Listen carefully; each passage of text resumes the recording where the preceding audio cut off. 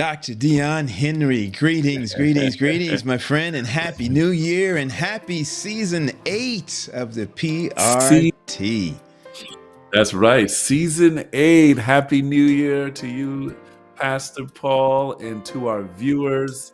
Praise God for a new season, new year. With the new year, we have new opportunities, new challenges, but we're Mercy. going to meet it with new faith so that we can be overcomers. So again, happy New Year. Oh, wow, man. It feels like it's been a long time since we've been in this space, my brother. Yeah. December, Wow. I think, what was it, November? Well, no. I think it was the first weekend of December or the second week. First weekend of December, yes. And we did a show on hymns. And we featured. Oh, that's right. Yes, Tell. we went right to the First Church in Huntsville, Alabama. Right. And we were able to show a little bit what's happening with the hymns. And so I think that was the first weekend of December. Right. Festival of Hymns. That was that Pelk weekend. Wonderful, wonderful experience there, watching and kind of looking in that window, peeking in that window at Pelk this year. Listen, we want to welcome our audience back, our viewers this evening. Thank you again so much for joining us. We know, listen, we have missed you. We have missed you guys. We're normally in this space on Friday nights now, and we kind of get used to coming on and seeing your comments and seeing your chat. And we want you to know how much we really appreciate each and every one of you that come and add to these conversations. I know we don't always, haven't always been able to get to everybody's comment or everybody's question, but you know, how you enrich this platform just means so much to us. And we often, when we come back, Dr. Henry, when we come in our little meetings, sometimes we'll talk about the chat that we see that you guys are having with each other. And just what a great experience that is. Listen, I'm excited about season 8, man.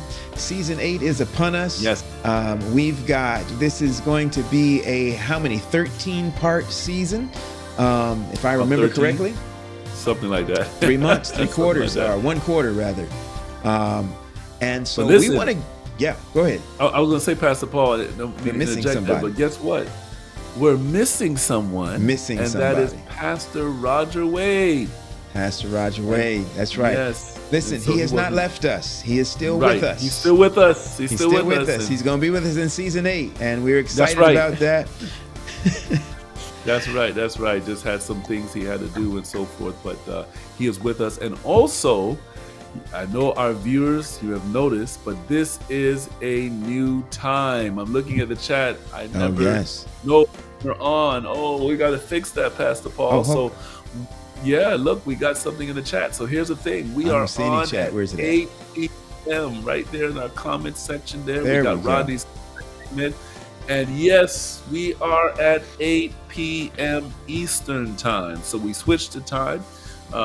This time seems like it would be work better, and so at 8 p.m. we are on Friday night. Please, we got to get that word out, Pastor Paul. Got to get it out. Yes, indeed, Rodney. We are not hiding from you, my friend. We are. Right. Hey, listen, and Rodney, we got a chance to see a picture. Pastor Wade took a shot with you, a picture with you. And I did too. Pelk this year. Oh, that's right. Yeah. And then put it in our chat, and we all got to, hey, and it is just so awesome to be able to put faces with some of the names that we see in the chat. Again, we appreciate each and every one of you so much. I see Andrew Brown saying, welcome back. You were missed. All right, Andy, good to see you in the chat as well up there in Berrien Springs, Michigan. All right, listen, let's talk very quickly, and then let's get to our guests about what's happening in the month of January, Dr. Dion. I'm sorry, Dr. Henry. I'm talking like I'm a member of your church. Well, listen, we know what we're going to talk about tonight a little bit, but next week, there is a shortage. That's right. There is a shortage right now from what we've been hearing within our denomination, but we're going to unpack that a little bit, but a shortage of pastors and teachers. And, again, we're going to unpack that. What does that mean when we say shortage? Does it mean that there's not a lot of applicants? Does it mean that there's not a lot of people going into this field? Does it mean, so we'll unpack that next week. So you want to be here so that you can hear the conversation that's going on within our division. Listen, Dr. Henry, I know, sometimes on the basketball court when people are talking trash and somebody will go in and make a shot on somebody and my screen is not wide enough, but they'll do this and go way down. It says too small, too short. It's like, it feels like in some of our schools and some of our churches, it's like we're too small. We don't have enough. To be able to compete with some of the other schools and some of the other things. And so we got to talk about that. The following week, third week in January, third Friday night, we're going to be looking at event planning.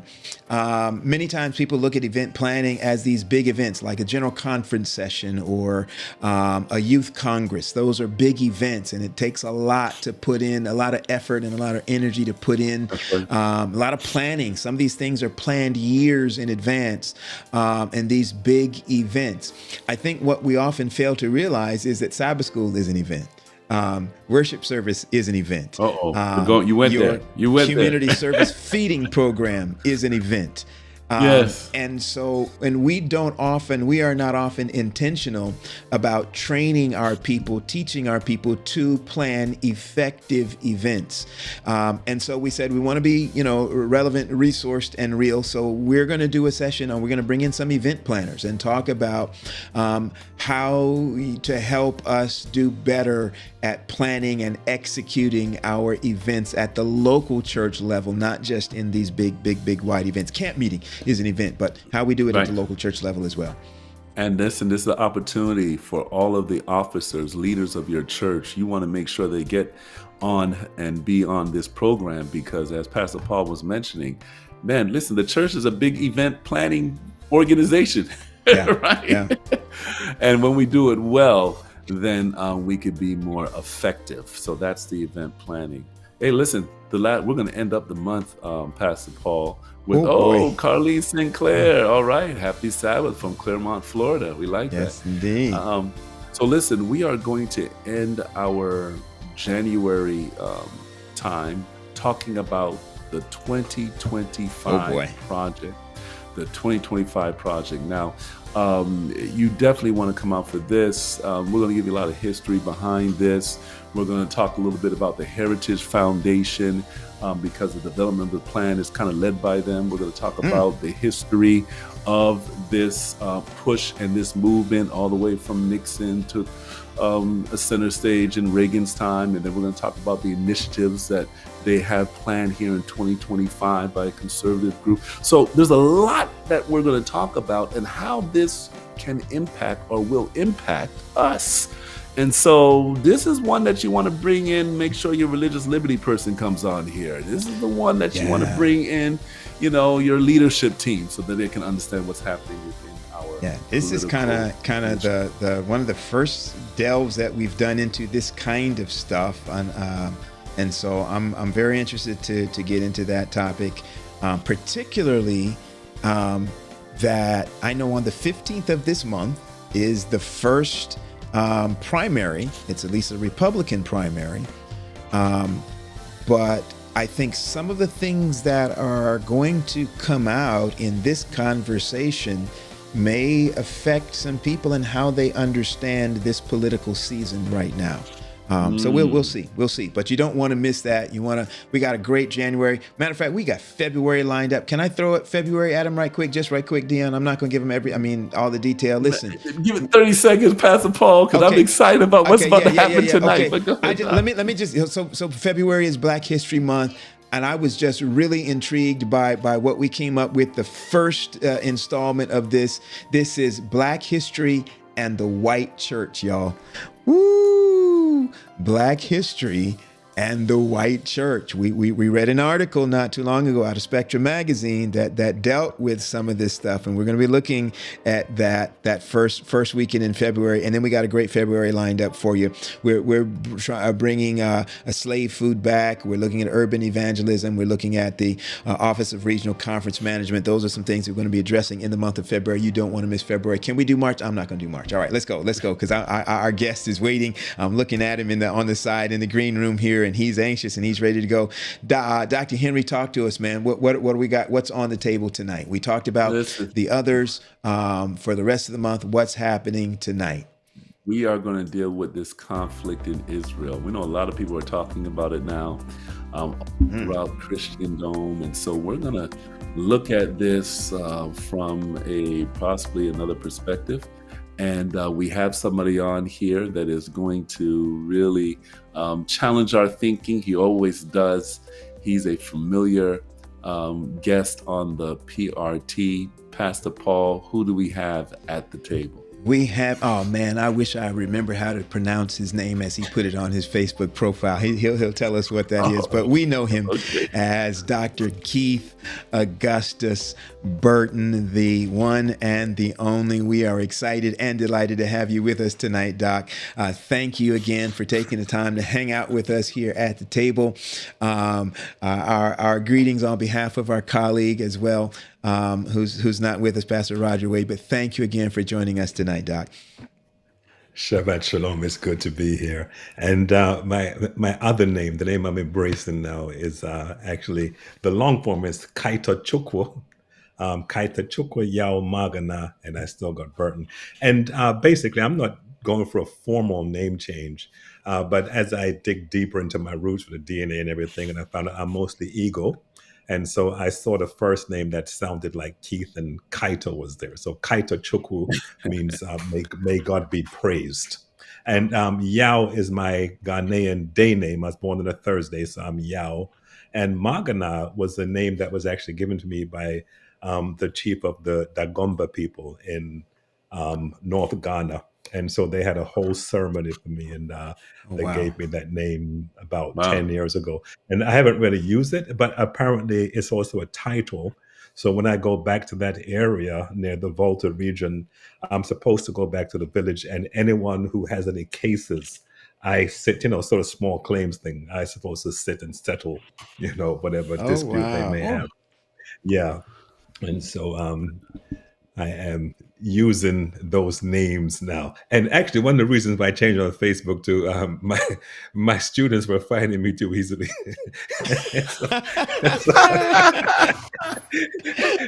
and so I want to be able to say what I want to say, Incognito.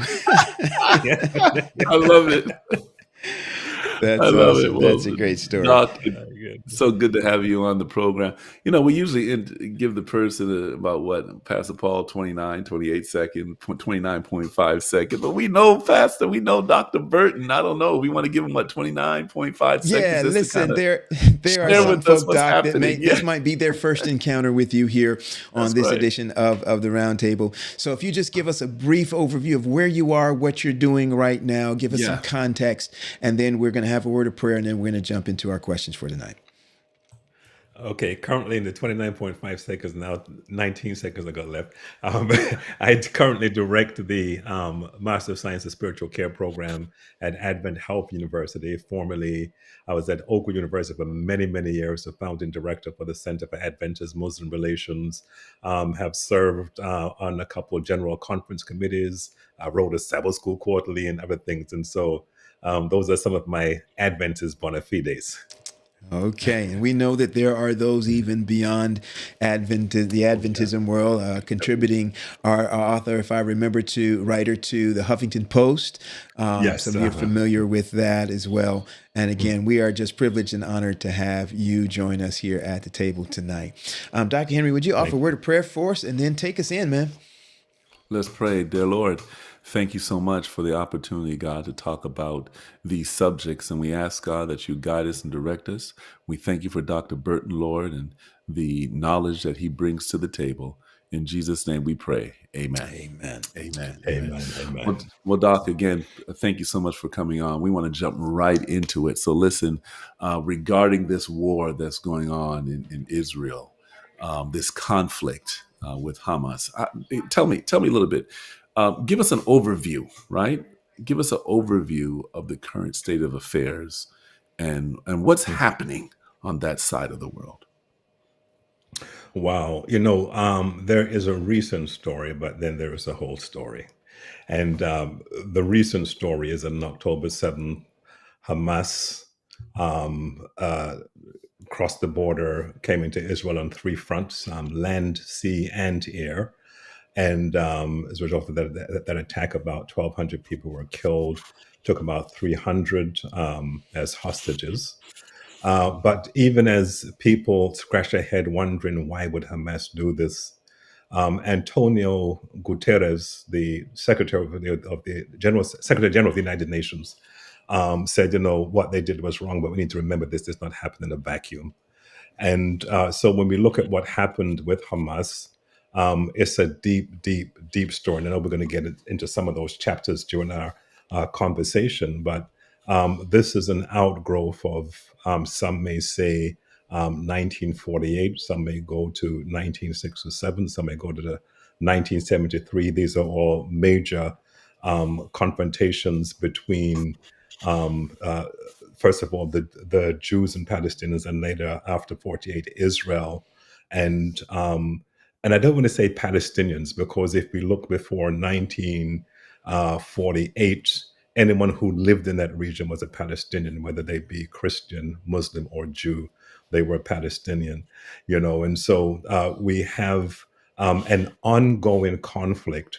And part of the catalyst for the latest a battle in this conflict that we see going on right now, or we may say war, but it's a prolonged war, and so at what point do you say that it's a war? So these are just ongoing battles, because the war has been going on for some time. And we know that some years ago, the Camp David Accord, uh, Jimmy Carter was the one who brokered peace between Egypt and Israel. And most recently, and that's what most recently, this year, there were talks between Saudi Arabia and Israel again about brokering some sort of peace agreement. And Saudi Arabia, yes, they did want some assurances for the Palestinians, but they were going ahead. And some people believe that the reason why, because many people say, why now? Some people believe that the reason why is because Hamas didn't want this conversation to continue, because it's going to further lessen their bid to regain lands that had been taken from them. And in fact, we see in the 80s, Hamas was even willing to say, okay, they would recognize certain borders as long as they go back to the borders of 1967. And so if we look at what's taking place with the Palestinians, we know that Hamas is one of two Palestinian governments. So we have Hamas and we have Fatah. Fatah is the one that is more friendly towards Israel, because Fatah, for the longest, has said, okay, we don't like what happened. And we may get into some of the details today, because really what happened, particularly after 1967, there was a mass occupation and ejection of Palestinians from their homes. And to this day, there are millions of Palestinians, descendant Palestinians, who are living in exile as refugees in Lebanon and other areas, whose homes were taken away from them. And so what we've basically seen over the years is a fight for liberation, basically. And even though I do not agree with what Hamas did, the way in which they did, I think war is horrible, but I understand what Antonio Guterres said, even though Israel didn't like it. But he was telling the truth when he said this did not happen in a vacuum. These are a people who, especially after we see the division in the Palestinian government, Hamas being designated by the US and others as a terrorist organization. And on a yearly basis, thousands of Palestinians, particularly in Gaza, also in the West Bank, but particularly in Gaza, being killed by the Israeli Defense Force. What we see here is an example of what Martin Luther King referred to as the language of frustration. The language of Mm. frustration. There are times when people feel they have no option when they resort to violence. And I know there are some people who are looking at this as if it's some age old conflict, and maybe we'll talk about that a little bit later. But it's actually less complicated than that, at least how I see it. It's a lot less complicated, even though there are some complex factors to what has taken place. Hopefully that's been comprehensive enough, and we could dig into some more things as we continue the discussion. Sure. Yeah. Well, let's pick up there. I see a question in the chat from a Facebook user when it says, by the way, for those of you that are watching, when we put a comment up on the screen and your name shows up at as Facebook user, we know that you're probably watching from the group, and there are some permissions that you need to give to Facebook so that we actually know who you are. Otherwise, all we see is what you see on the screen there, Facebook user. But the question is, so is Palestine a place, a people group, or something else? Doc, can you respond to that very quickly before we go into the next one? Wow.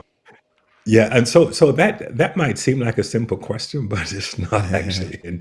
And so when I look at the situation itself, I use certain P's, and one is politics. I look at people, look at prophecy, and so when we look at Palestine, yes, it is a place. And when I say it is a place, it was a place that at one time was called Canaan. Okay, and of course, Canaan had a little section that was called Palestine, but we know that as Philistia. Okay, because that's Palestine is basically the Latin word for Philistia. And so the biblical Philistines, who, by the way, were originally from Egypt, from the island of Kaftor, and Kaftor is a son of Misraim. Okay, and so from a place perspective, yes, that's where it is. And we see that at various times in history, different regions have carried the name Philistia or Palestine. Of course, in the days of the Israelite monarchy, the United Kingdom of Israel, we see it was just a portion of the land of Canaan.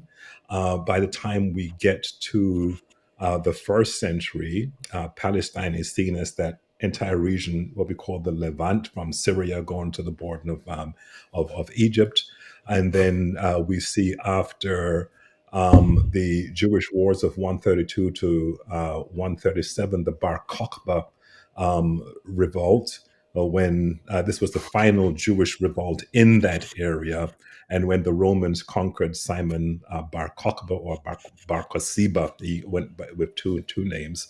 They renamed that territory initially Syrio-Palestinia or Syria-Palestine, and then of course Palestine. And from that time, it's sort of been known as Palestine, even though there were some times, during the occupation by the Muslims, initial occupation by the Muslims, then later on to the Ottomans, that it went sort of by other names, but it's also referred to as Palestine. And most definitely after the fall of the Ottoman Empire, when it became a part of the British Mandate, it was British Palestine, the Palestinian Authority. And so that's why I mentioned before 1948, whoever you were living in that region, you were Palestinian, whether you were Jew, Muslim, Christian, atheist, Hindu, whoever you were. If you're born and raised there, you were Palestinian. So I think the answer to the question, so is Palestine a place, a people group, or something else? The answer is yes. Yes. Yeah. Oh, yeah. Or no. It really is. Yeah. So it is. Okay. We could use the I guess the etymological concept of ethnicity. Okay, so when I say the etymological context, ethnos is the Greek word for people, but it's people who live in a certain geographical location. All right, and so all of us are here. I believe we're all American citizens, even though I was not born here. I'm an American citizen, and so we are American. That is our ethnos. Okay. And so if your ancestry is Irish or Chinese or whatever it is, from a genealogical perspective, your ethnos is an American. And so when we look at, again, we're looking at the place Palestine. And so the ethnos of people who live there would be Palestinian, but it does not necessarily say anything about where their forebears or their first parents may have come from. But because they've been there generationally and somehow have some political ties to the land, then they are Palestinians. Got it. So So- Doc, let's talk a little bit more about this history, the overtones.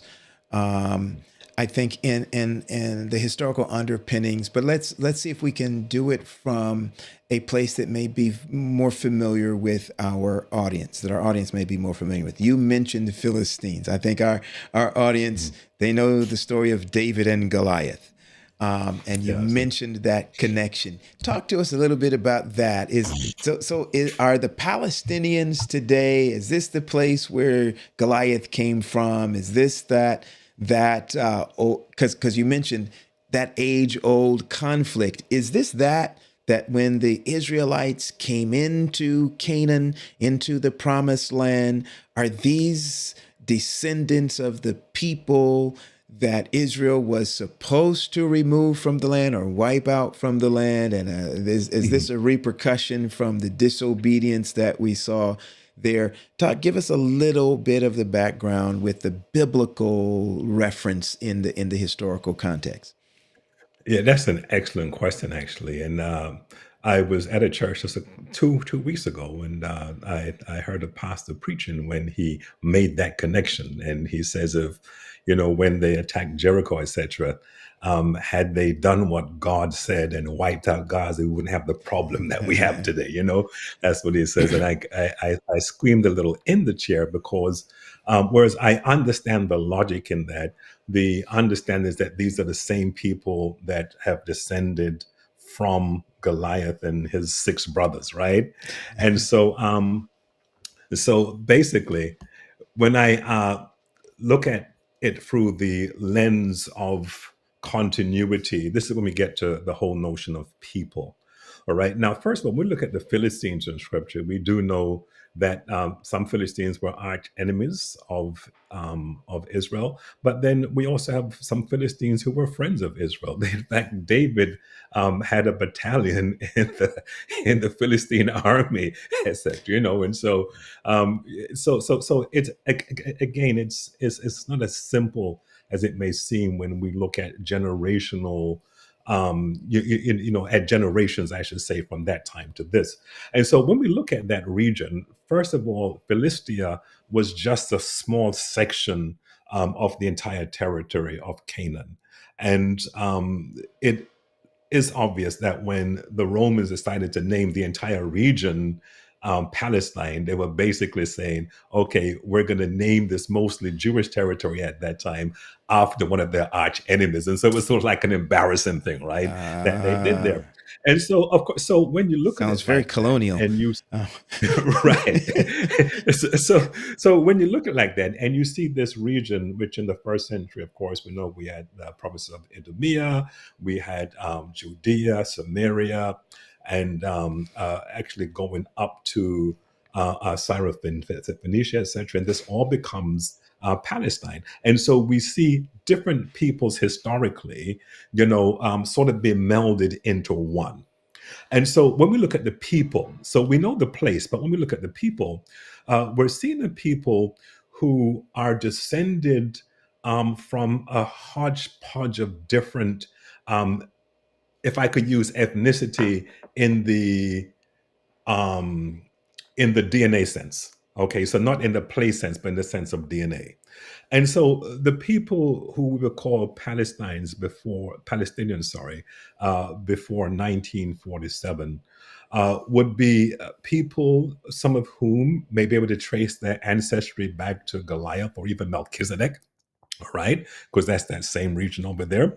And then there'll be people who could trace their ancestry back to David, back to Moses, back to Jehoshaphat, back to Jezebel, you know, Wow. back to Zipporah, back to a number of people, because this is where they lived.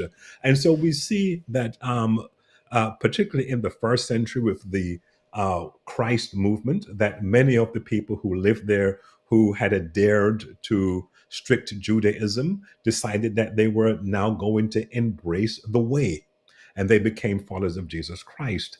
And then we see that at the time of the Islamic conquest, about 85% of that people in the region, according to some scholars, were Christian. The other 15% were Jews. And those who were Christian most of them had been Jews before they were Christian. Right. And so by about 900 or so, the majority of those people, and yes, we do have some people coming from different areas, coming from the Arabian Peninsula and different places, but the majority of people were there and they converted. All right. And so there were people who were members of Melchizedekan order who became Israelites. And some of these Israelites or Jews became Christians. And some of these Christians became Muslims. All right. And so when we look at it from a DNA perspective, there are people in this region who, because of politics, and we may say that it's religion, but it's mostly politics, because we know, folk don't just, I mean, it would be a great evangelist if they could just go into a place and preach a sermon and the whole nation decides that they're going to accept the message. Some people say Jonah did it, but anyway, it'd be a great evangelist. But the reason why many people embrace a religion in different places is because that now becomes a state religion. Because the state religion, this is who you all are now, and it's not because of any type of intellectual persuasion or any Wow. type of spiritual conviction. And so we have in this region people who, if we were to trace their DNA back to that region, they may be professing to be Jews. Some of them may be professing to be Muslim, Christian, or whoever, but just because they profess a certain faith, which is missionary, Christianity is a missionary faith, as is Judaism and Islam, doesn't mean that their DNA goes back to the same people, to that same place. Got it. And so, I read somewhere, Doc. Actually, I read in several places that the descendants of Lot ended up being the Ammonites and the Moabites, and that the current residents of areas like Jordan come from the Ammonites, one of Lot's daughters. The others, the Moabites, more in the area of where Gaza is now. Any thoughts on those? I don't want to call them speculations, but on those ideas because then that puts a very close connection to Abraham and the Jews. If this is family, is this a family squabble? Is this? But I think it's important to remember, because sometimes we can simplify things, but I think it's important to remember that even when we look at Lot and his daughters and the Ammonites and the Moabites, etc., their offspring, Ammon and Moab, married someone and they married someone. So Gotcha. they were the only people there. So it's not like Adam and Eve, or the three sons of Noah sort of thing. There are many, many, many, many, many people there.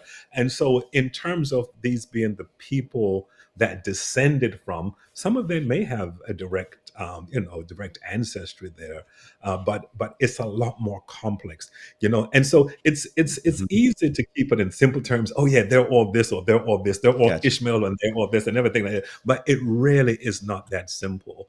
And even when we look at the people in that territory, when we look at Ishmael and Israel, for instance, not Ishmael and and Isaac, right? Isaac. You have Ishmael and Isaac.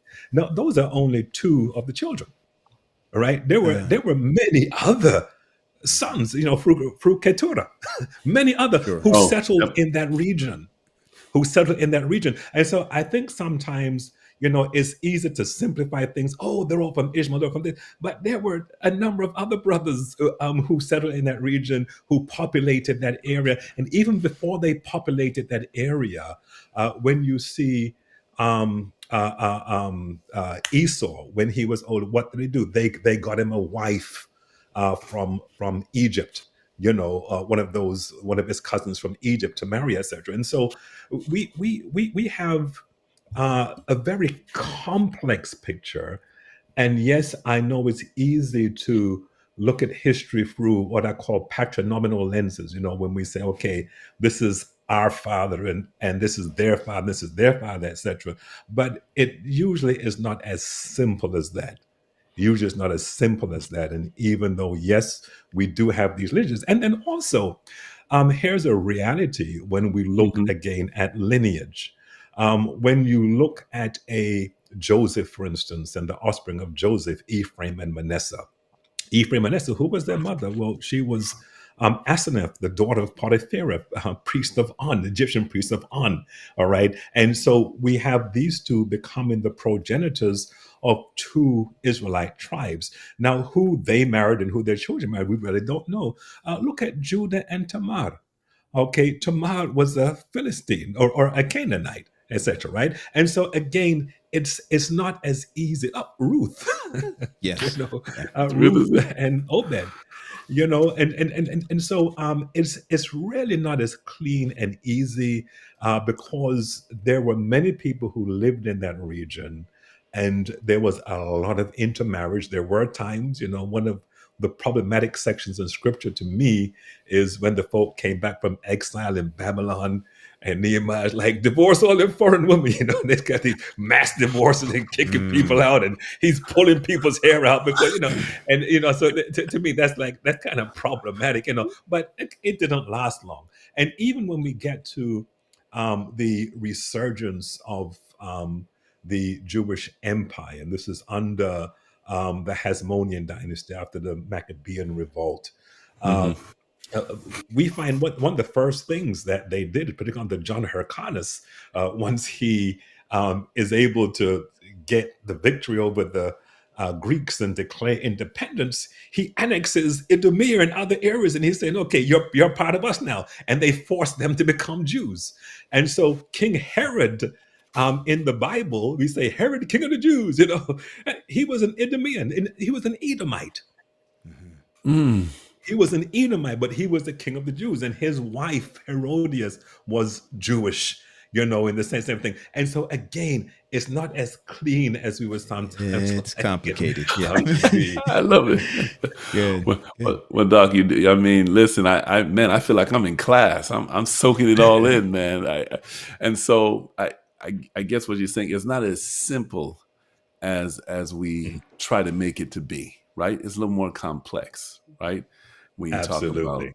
this. So I want to ask this question. So let's talk about the bearing of this conflict as it relates to eschatology. Does this current conflict have anything to do with eschatology as we see it? Yeah, I believe it does on many, many different levels. I think on the most basic level, you can look at Mark chapter 13 and Matthew chapter 24. In the Okay. last days, there should be wars and rumors of wars, okay? And so, on the most basic level, that's what we have. Now, some people would like to tie it into Daniel chapter 11 and other areas. I honestly don't see that, and just because I see it doesn't mean that it's not, I don't see it, so it doesn't mean that that's not what it is. But I think there are people who, when they want to look at it through um, prophetic lens, do so with certain presuppositions. One presupposition is that the Israelis are direct, continuous descendants of the Hmm. Israelites and the Jews, that Mhm. they've always been there. Now, Yeah. have there been Jews there over the years? Yes, there have.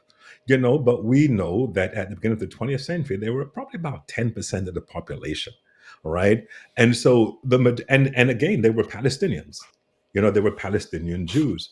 Okay, and so what we see with the ruling factor in Israel today, these are mostly what we call Ashkenazi Jews. And by the way, the Ashkenazi Jews DNA shows you that the Ashkenazi gene actually goes back to East Europe. Okay, it doesn't go back to that region. It's East Europe.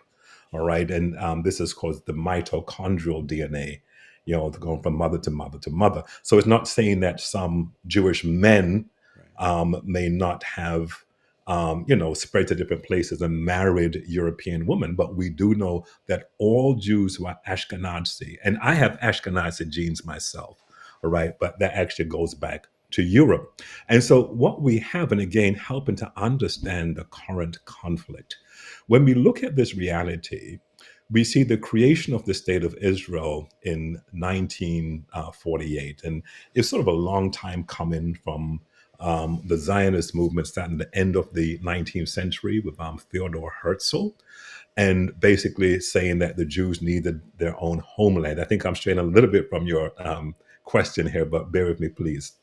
And basically, this is because for many, many, many, many, many years, Jews had been terribly treated in Europe. And so the homeland that was chosen was Israel, because this whole nostalgia of Israel being the homeland. But remember, from the standpoint of generations, those who had embraced Judaism over the generations cannot, even today, if you look at the DNA, they cannot trace their roots to that region. And so when we look at the current Israeli government, since the creation of the state of Israel in 1948, there has been, let me get my numbers right, I think there's been 14 prime ministers and 11 or 12 presidents, all right? The first few prime ministers and the first few presidents were all born, every single one of them were born in Eastern Europe. Every single one of them were born in Eastern Europe. Since then, to this day, all with the exception of one, their parents were born in Eastern Europe. And well, the current prime minister, Netanyahu, his father was born in Poland. His mother was born in Israel, but her parents are from Lithuania. The current president, his parents are from Ireland. And I think before Ireland, they were in the Ukraine, and his father was the high priest, not the high priest, the chief rabbi in Ireland, etc. And so we cannot move this out of the equation when we try to understand what's taking place in the region.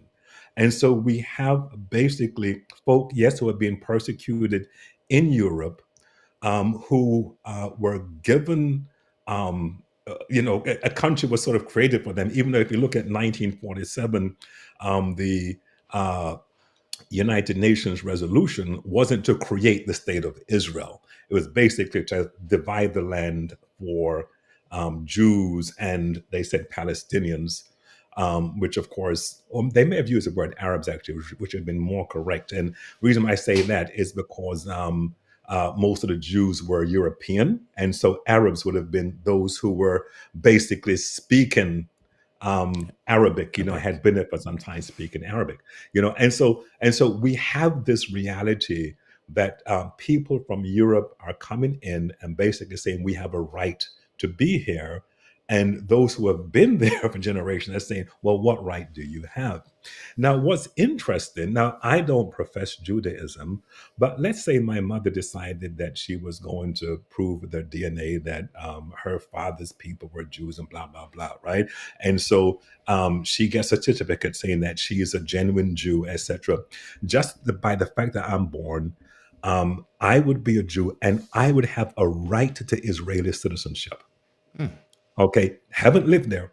So any person who claims Judaism around this world has the right of what you call aliyah, the right to go there. And there are many Americans who were born in this soil. Their parents were born here. Their grandparents, their great-grandparents were born in Europe and going back.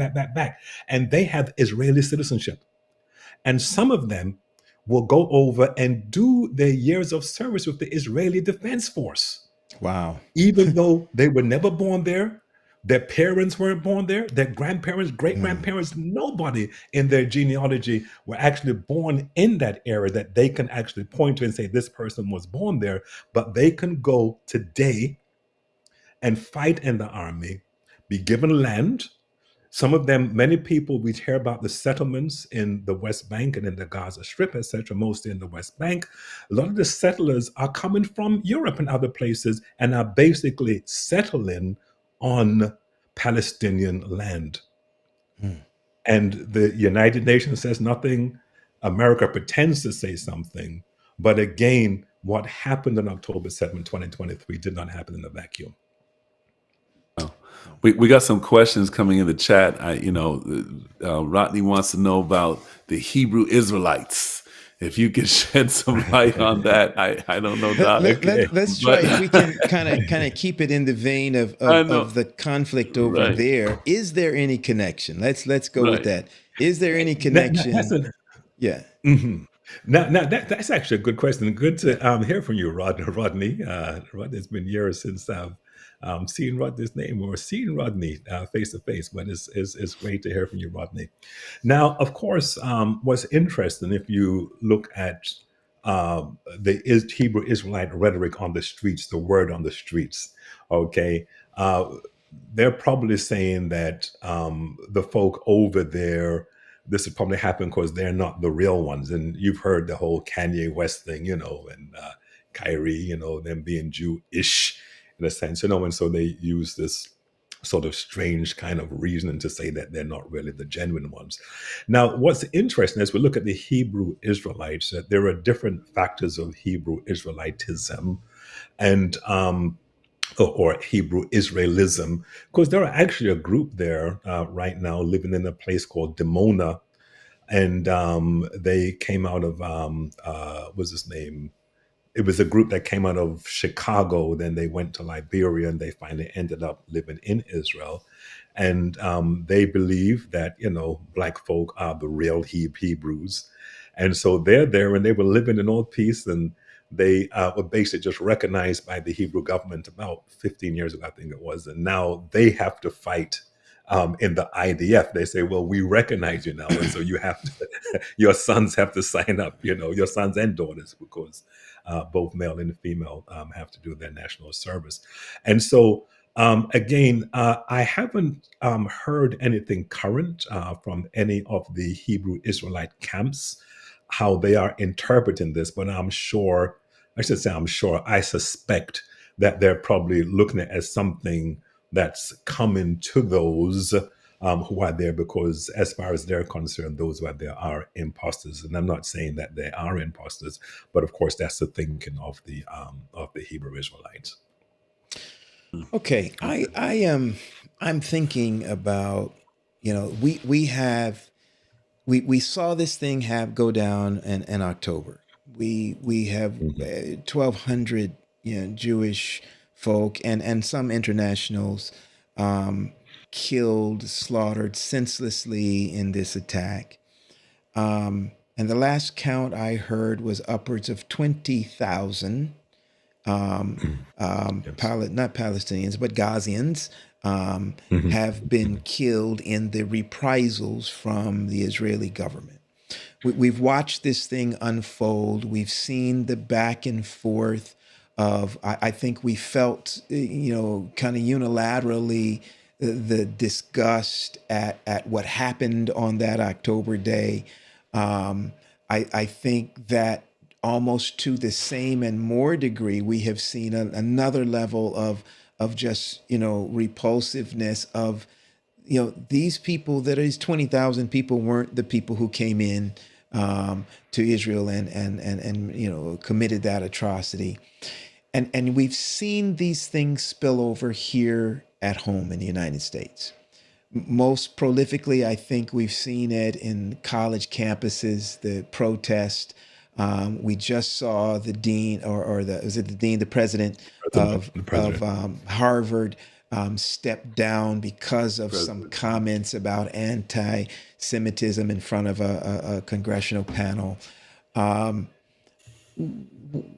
Is there a side? Is there a voice that the people of God, the Seventh-day Adventists, the church at large, Christianity, what should we be saying? What should we be doing? How do we conduct ourselves? Do we go out in march for what we feel is the atrocities now being committed against these innocent folk in Gaza? Some folk are saying, they're not innocent. They voted for Hamas and put them in charge, so they all deserve this.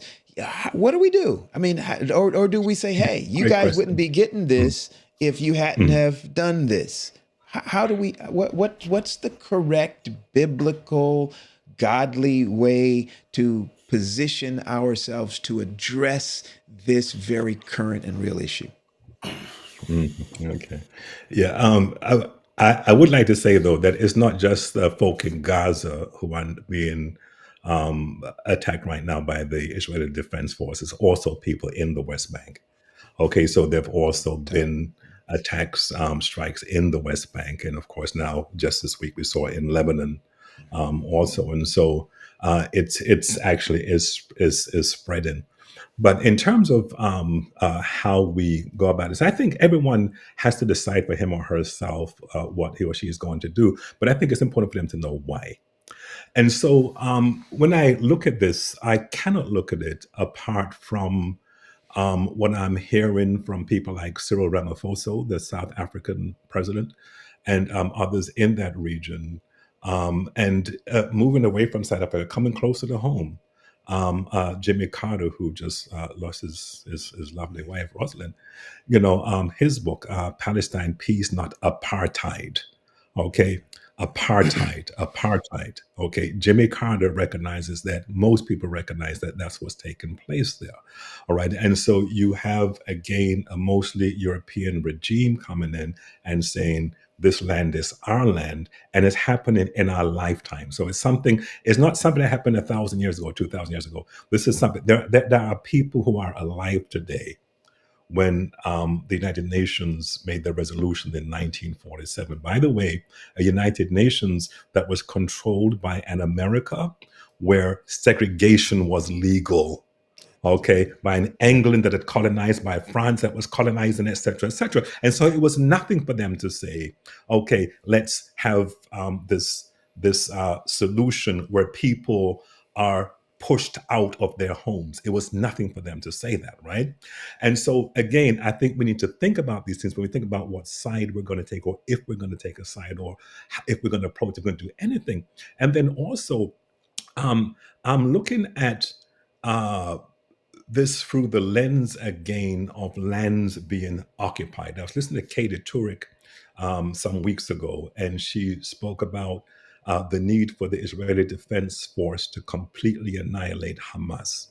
And I thought about it and said, if we look at the history of the African National Congress, that started initially as a political movement, then after a while, when it became obvious that the apartheid government was not going to move towards making a more equitable South Africa, they had a violent wing. All right. And so many people in the ANC were being military trained for different quote unquote terrorist actions so that they can fight for their freedom. Right. And so we just liked the fuzzy side of Nelson Mandela, but he was in jail for terrorism.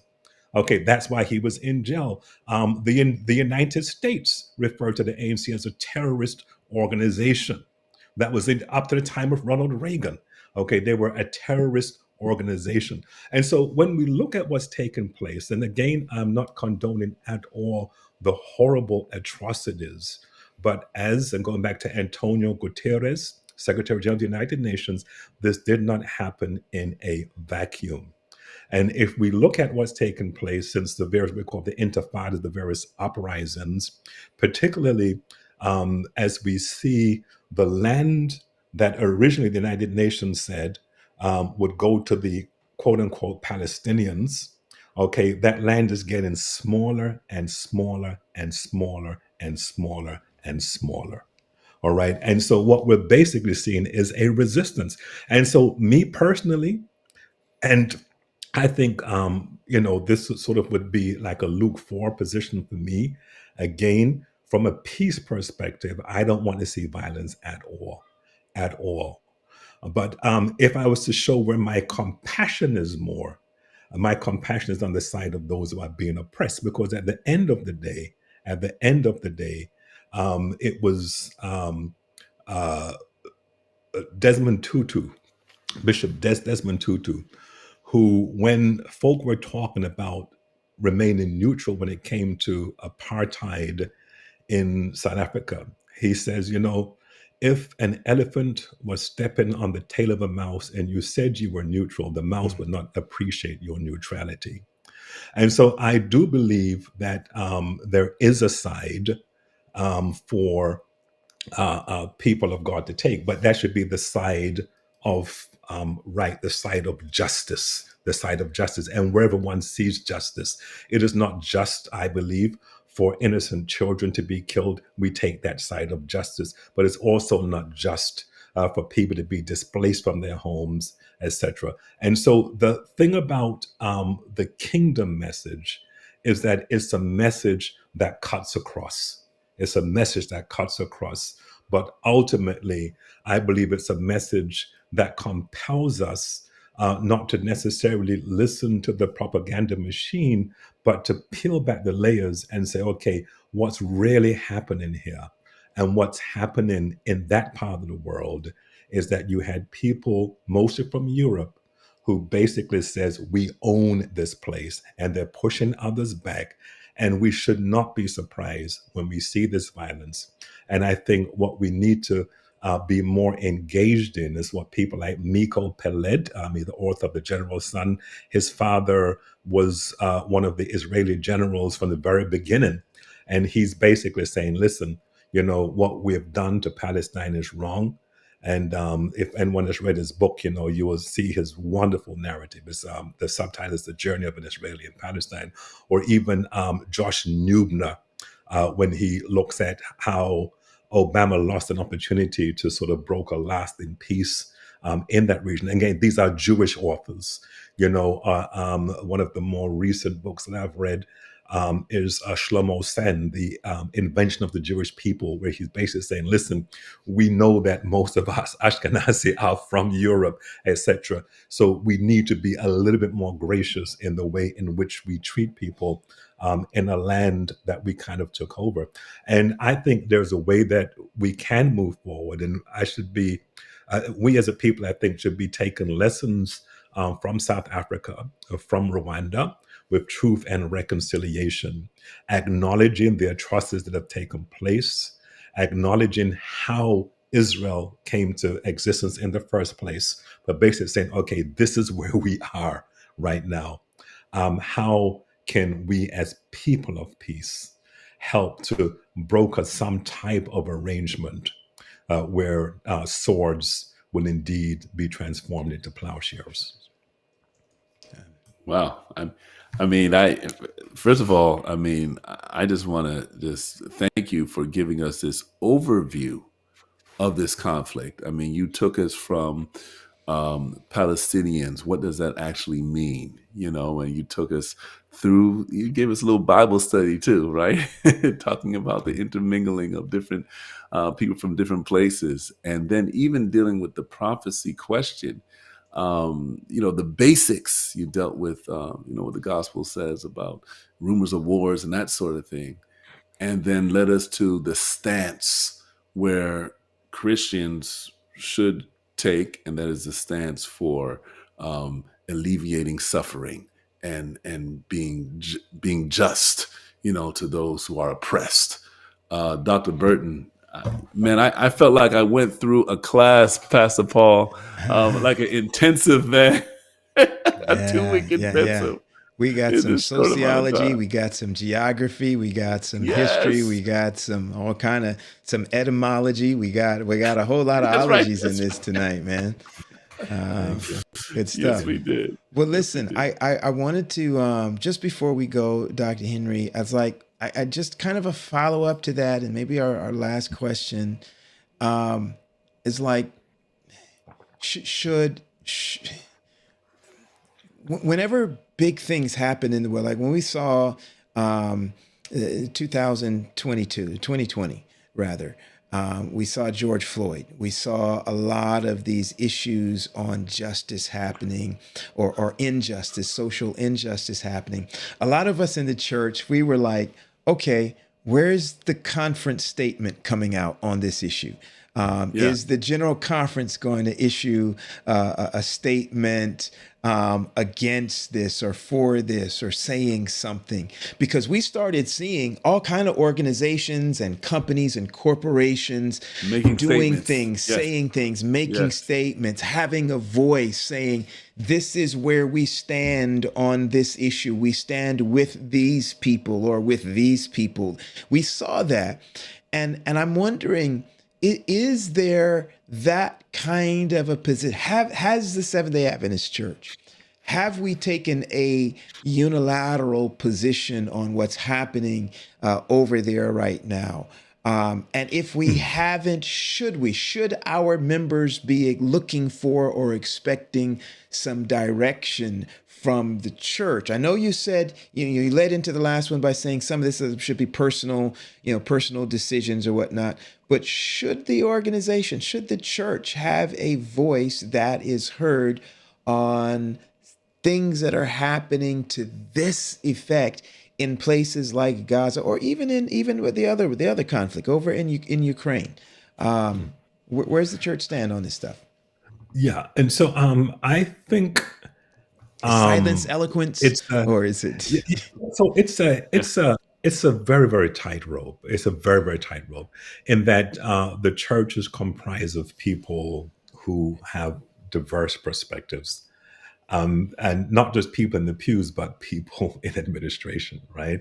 And so I'm sure there's um, a lot in administration, at least over here, who are probably siding with Israel because we know our administration is mostly conservative and mostly sort of fundamentalist, evangelical leaning, etc. And so, if any statement came out, I think it would sort of be no different than what we're hearing from Franklin Graham and others. I think it'd be a very similar Mm, statement. And so, Hmm. I personally, when I look at the prophetic voice, yes, I do think that there are times when the church needs to speak, and like most definitely, when it comes to George Floyd and etc., the church I think did need to say something, and thank God for North American Division that did raise its voice in that instance. In this instance, I think the church needs to call for peace, and so that's where it would be. I don't think the mm, church would be wise to get into the weeds all the way simply because the church is an organization. But I think the prophetic voices within the church would be the ones who can speak more with authenticity. mm, And so because we are not Catholics, we can't have someone speak, the GC president speak ex cathedra. This is how I feel, etc. And so, sure. whatever statement comes from General Conference is not going to be representative because we are more of like a Presbyterian type of organization. And so now, if we had a synod or something, another GC session or something, and then we had people vote, this is what we want, and the majority, and they said, okay, this is what came out to vote, fine, like that. But I would be very, very perturbed if, even if it was my position, the statement were made Mm, without the input of many, because we are not an episcopal system. So it's not about what the bishops think. It really is about what the people think. And so I think from a charismatic prophetic perspective, then we need to, on our pulpits and our areas of influence, how we feel the Spirit is leading us. I did want to say this. I did want to say this because I noticed that Rodney Smith was raising a lot of questions about the Mahdi and other things, and so Rodney, I do strongly recommend that you look at an article I wrote some years ago in Message magazine called "Jerusalem: A Prophetic Challenge," mm, and this is just when Trump announced he was going to move the American embassy from Tel Aviv to Jerusalem, and I look at it through the lens of prophecy, where I see how that relates to not only fundamentalist Christian prophecy, but Jewish prophecy and Islamic prophecy. And so that will Hmm. kind of, so that's the Message magazine article. You can find it online, Jerusalem: A Prophetic Challenge. And it's good to see my brother, Dr. Leslie Pollard. Good to see you, Les, for your support here. Mhm. Yeah, let's maybe take a swipe at his question. Right. He says, Hmm. Doc Burton, that was masterful. Could you comment on the role of dispensationalism in Christian Zionism. Yeah. Maybe want to define that. Yeah, Dr. Paula, that's an excellent question, because Christian Zionism in many ways may seem sort of like oxymoronic, right? Yes. When we look at this whole notion of Christian Zionism, it bases Christian support for Zionism. But in that article I just mentioned, Jerusalem, a prophetic challenge, I look at this whole Christian Zionism. The Jews need to get it back when they see the rebuild of the temple, etc. There's a reason why we have sort of this dispensationalist push to see restoration of Jerusalem, and part of that dispensationalist push has to do with the desire to see Jesus come. And so the Christian Zionism, this dispensationalism, is not because they love Jews, it's because they want a bunch of Jews to get killed so Jesus can come, Oh my. Mercy. And in the article that I wrote, I basically talk about what the dispensations are looking for and what the Muslims are looking for. And again, Rodney Smith, he spoke about Mahdi. the expectation of the Mahdi. But the Mahdi is expected to do the very same thing. So the only person, and of course, when Netanyahu, he knows what the Muslims believe, he knows what the Christians believe, but he's basically saying, okay, this is really about Zephaniah. It's not about. It's about, and so yeah, so it's a strange thing with this Christian Zionism, with Christians claiming they're friends of Jews, but the only reason why they're friends of Jews is because they want this huge battle of Armageddon, so a whole bunch of them can get killed, so Jesus can come. That's an interesting comment there from the Beacon Network. Christian Zionism predates Jewish Zionism. Mhm. That's an interesting concept. And now, of course, Christian Zionism, if you're looking at Christian Zionism through the lens of what we call British Israelism, I can understand what the person is talking about. Of course, British Israelism is the movement that sees, Berit Ish, the British people as being the real sons of the covenant, etc. And so that's definitely, we see that little lean in there. But when we use the word Zionism, however, we go back to the 1890s with Theodor Herzl.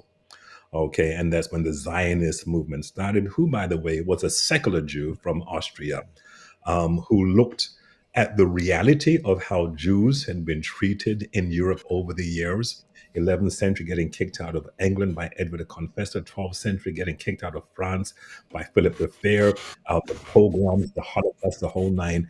And so we understand this whole thing about what some people call Jews being seen as a pariah people, always being set upon, sort of thing. And so the Zionist movement was basically saying we need our own homeland. And so when we talk about Christian Zionism from a Darbyist perspective, we're really talking about Christians supporting the need for this sort of halia, this repatriation to this area, the rebuilding of the temple, so there can be this huge battle of Armageddon and Jesus can come. The Temple Mount and the red heifer and all of those things that our evangelical friends tend to have put a lot of emphasis on, and particularly when we talk, and it's I think Dr. Pollard is a great question in terms of, and I wish we had a little bit more time to unpack some of that, because I think when it rubber hits the road for most of us right now in an eschatological and prophetic sense, that's where I think Adventist theology and eschatology kind of has a intersection with some of these things that sometimes we miss from the surface. So when we're into the whole Daniel 9, when we are unpacking that prophetically, the way that we do, and the way that a Christian Zionist unpacks those chapters are tend to be worlds apart. And I think that most of us as Adventists have some sort of a idea or understanding there, but until we really connect those dots, it still just seems kind of nebulous and theoretical. So I wish maybe we ought to have some more time to work on some of those things to really bring this to the front door step of most of our listeners. Oh, sorry.